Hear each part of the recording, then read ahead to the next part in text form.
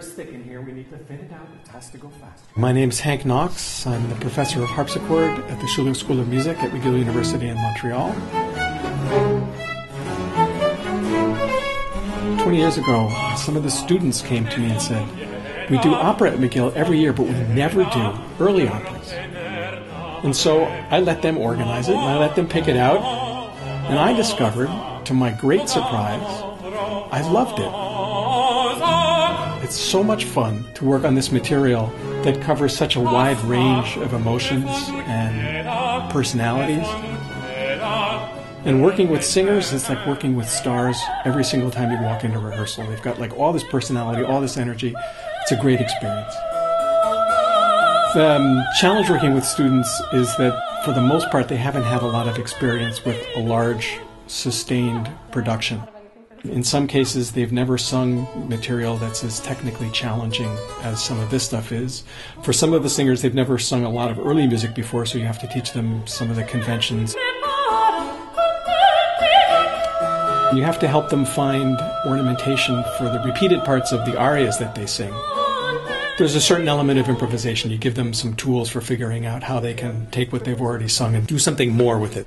If you want to surprise us, The most wonderful thing when you work with students is the kind of unbounded enthusiasm that they bring to the task. What you get is a lot of energy, and when you tell them, well, that ornament there, I don't think that works. They'll go, oh, okay, fine, and they'll go off and they'll play around with it a while, and they'll bring something back in, and you can keep saying, no, I don't think that works, until they come in with something and you go, yeah, that's it, that's what I want to hear. So there's this willingness to invest a lot of time. It's really process-driven, process-oriented, and a lot of the fun is in the process itself, as much as it is actually getting out on the boards and presenting the show.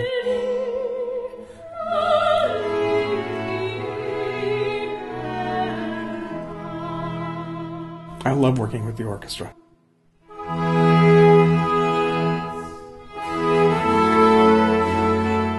The harpsichord is a wonderful instrument. You can do a lot with it, but there's sound possibilities that you get with strings and winds. It's like getting your hands into clay and sculpting things. It's an extension of your own musical imagination. When we do Baroque music, we talk a lot about articulation, we talk about bowings, we talk about this and that, but really it all comes down to sort of imitating the human voice. A large part of musical delivery is in the oratorical style, if you like. Your declamatory style. And it's the way that you breathe between phrases, it's the kind of time that you leave between phrases. And that's kind of independent of the medium that you use, that kind of musical delivery. And the other part of it is following the text, because this music is driven first and foremost by what's going on in the text. There's a tendency to kind of belittle the text that they use for Baroque operas. But in fact, it's nothing different than what you hear on the radio. It's the same kind of thing that you hear in all sort of popular music. It's about affairs of the heart. It's about betrayal. It's about longing. It's about desire. It's about unrequited. It's about requited love sometimes. All very, very human things. You're looking for great variety in absolutely everything. So that means costumes, colorful costumes. That means stage decorations that are interesting and stimulating to the eye.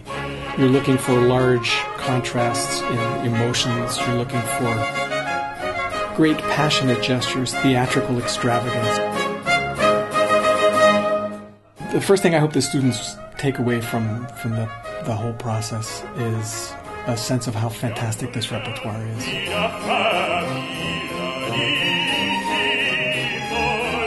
These are really great works. It's not Verdi, it's not Wagner, it's something very, very different. And it's extraordinarily rich and vibrant. And I hope they walk away with a love for the material that they might not have had when they started.